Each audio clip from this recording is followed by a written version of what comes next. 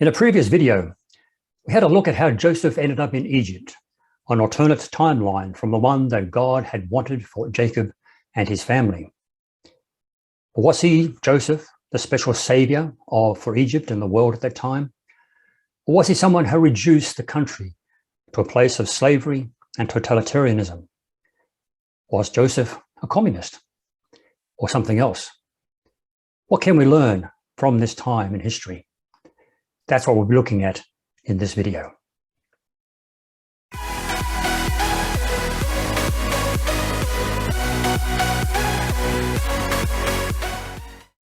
Hello, my name's Stephen, and this is Faith Ministries. If you have your Bibles there, turn in them to Genesis chapter 41, and we'll begin reading at verse 47. In the 7 abundant years, the earth brought forth plentifully. And so he, that's Joseph, he gathered up all the food of the 7 years that was in the land of Egypt, and laid up the food in the cities. He put in every city the food of the fields which surrounded the city. And Joseph gathered great quantities of grain as the sand of the sea, until he stopped measuring it, for it was beyond measure. The land, as we know, if you're familiar with the story there of Joseph in the land of Egypt at that time, was 7 years of plenty and 7 years of famine. But the land all over Egypt was experiencing a bumper crop, more than they had ever experienced before, and more than the people could normally eat each year. And so Joseph took that excess and he placed it in large storage vaults around the nation in various cities, in readiness for the famine that was about to come upon them. So the question I want to ask right up is that, did the people of Egypt give up their excess under duress because there was an order from the godlike Pharaoh through Joseph? Or do they think it was a great idea? Let's go along with what he wants. Now, there's no mention in the scriptures that they were reimbursed whatsoever for the grain, but they willingly gave up either most of what they had, with enough left over just to live on for that year. In Genesis 47, verses 13 to 26, we read, "And meanwhile," this is when the famine had come on, "meanwhile the famine became so severe that all the food was used up, and the people were starving throughout the lands of Egypt and Canaan. And by selling grain to the people, Joseph eventually collected all the money of Egypt and Canaan, and he put the money in Pharaoh's treasury." It's interesting, isn't it, that at this time that they gathered through Joseph and through his administrators, they gathered all the grain that they could over those 7 years of plenty. There's no record of any payment for it. But when the famine came, they didn't turn around and give the grain to the people for free. They had to buy it. So why didn't Joseph give the grain back to the people when it was there a few years ago? The people had to buy it back. It cost them all of their money, all of their silver and gold, all of what they had at the time. And so the people became poorer, and the government, through Pharaoh, became richer in cash and silver and gold. Verse 15, we read that when the people of Egypt and Canaan ran out of money, all the Egyptians came to Joseph, and they said, "Our money is gone," they cried, "but please give us food, or we will die before your very eyes." The people were very desperate. Give us food, or we will die. You'll have a nation full of dead people if you don't give us food. They knew the food was there. They knew the grain was there, but they were quite happy to sit back and wait for it to be given to them. In verse 16, Joseph replies, "And since your money is gone, bring me your livestock, and I'll give to you food in exchange for your livestock." And so they brought their livestock to Joseph in exchange for food, in exchange for their horses, their flocks of sheep, and their goats, and the herds of cattle, and their donkeys. And Joseph provided them with food for another year. Again, Joseph and the government of Egypt did not give the grain freely to their people to keep them alive. It's almost as if they didn't really care whether they lived or died. Notice here that Joseph's wisdom was to move from the money, or the silver and gold that they got from the people the previous year, over to the next liquid asset that the people had, that of their livestock. Now, even if it did rain, or even if it usually happened each year, the Nile flooded its banks, they had no livestock. They had no buffalo, no donkeys, no camels with which to plow, or with which to get milk or cream or cheese or whatever. In verse 18, it says, but when the year ended, so it's another year, the next year they came again and said, we cannot hide the truth from you, my Lord. Our money is gone, and all of our livestock and cattle are yours. We have nothing left to give but our bodies and our land.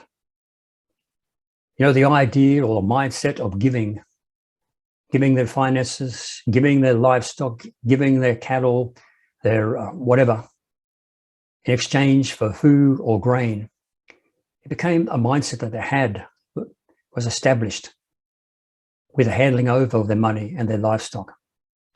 And so what else did they have? Verse 19, it says, why should we die before your very eyes? Buy us and our land in exchange for food. We offer our land and ourselves as slaves for Pharaoh. Just give us grain so we may live and not die, so the land does not become empty and desolate. These people are desperate. They're saying, we'll become your slaves. Do with us whatever you want. You can have our land.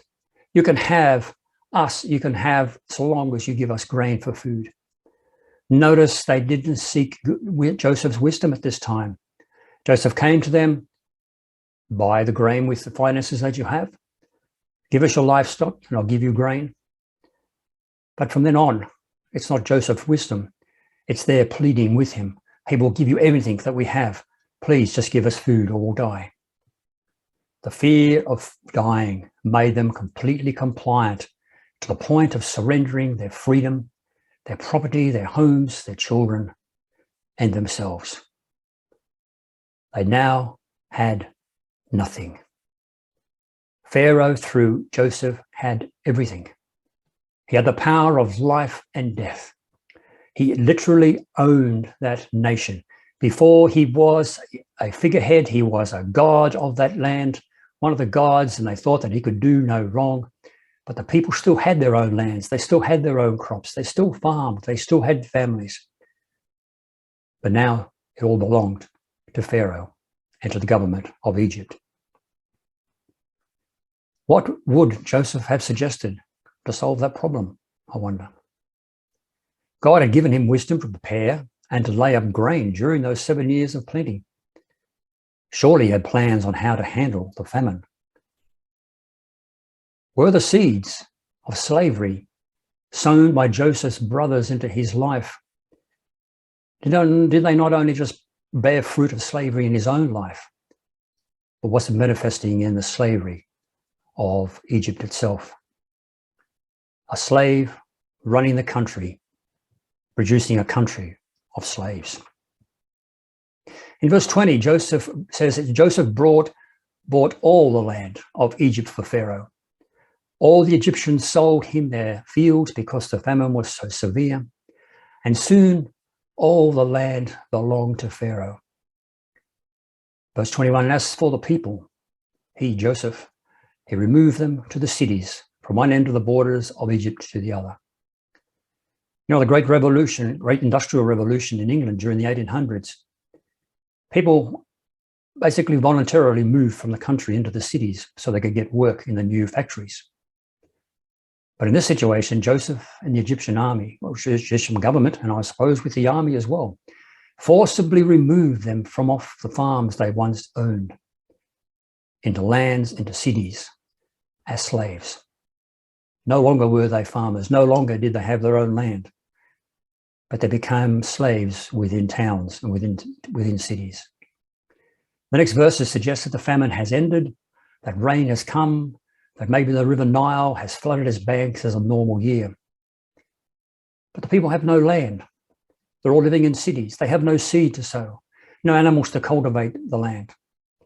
They're totally dependent upon the government, like people under a communist regime.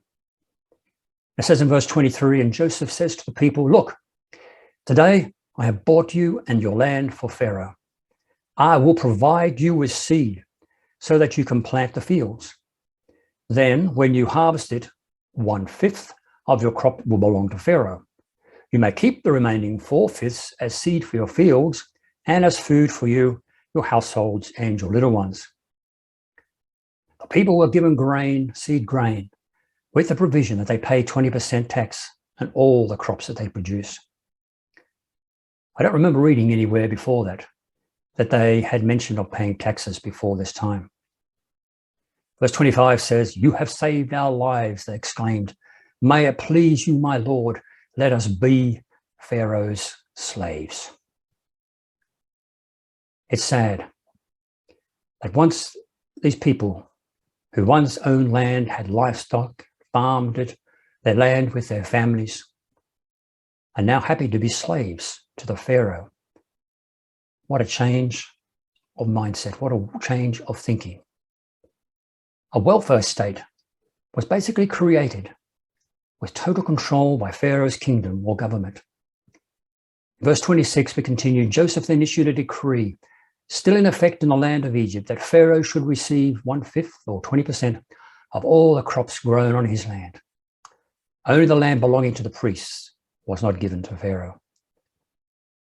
So my question is, as I posed at the beginning of this video, is this an example of one of the first times that communism, Marxism, has been set up within a country? You know, the defining feature of communism is the desire to abolish private property. And according to communism, private property shouldn't exist. And that's what happened with Joseph and Pharaoh at the time. Private property no longer existed. Which is what exactly had at that time, their private property disappeared and became state controlled. The people lost their freedom, became property of the state. You know, in Hebrew, the word for shalom, which we translate as peace, means nothing missing, nothing lacking, nothing broken. But to those few Hebrew descendants of Jacob at the time, I would imagine there would have been no peace there in Egypt. They would have too perhaps lost their land there in Goshen, their livestock, unless Joseph had given them special favoritism, which is what he'd done earlier. But I'm sure the local Egyptians would have despised him for it if they had seen them with food and they didn't have any.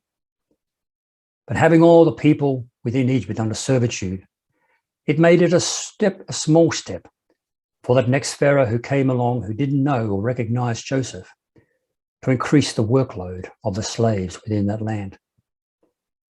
Pharaoh had a nation of slaves, thanks to the work of Joseph. You know, one Bible commentator says that Joseph's policy may have appeared to be hard-hearted at first, but in time the people discovered that it saved them from disaster.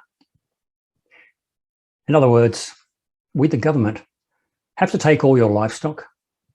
We have to take all your children. We have to take all your land.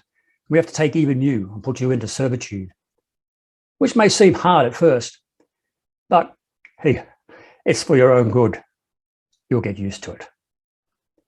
But it all started with Joseph taking all the excess grain and then refusing to give it back to them, to the people, free when they needed it. I now realized that Egypt wasn't a democracy. The Pharaoh was like a king to that nation. He was a god to the people. And to the average people in Egypt, Pharaoh was a god, and they looked up to him. And that he would look after them, just like the other gods, the gods of the river and the gods of the sky, etc., would look after them. So what if we live in the best country, they were thinking? Pharaoh, the government, he will make decisions for our good. They'll look after us. You know, this whole time of famine, the scriptures never once mentioned that the Hebrews, Jacob's family, cried out to the one true God, the God of Abraham, Isaac, and Jacob. Jacob knew the story of his father Isaac, who sowed in famine and reaped 100-fold. But there's no mention of him crying out to the God of Abraham and Isaac. It took 400 years before they woke up from this culture around them. And then they cried out to God for help. And God heard them and sent Moses and Aaron to set the people free and to bring judgment upon Egypt, upon the false gods of Egypt.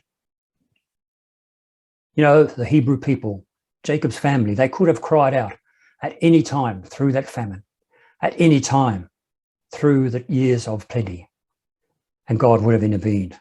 He would have rescued them. He would have provided for them.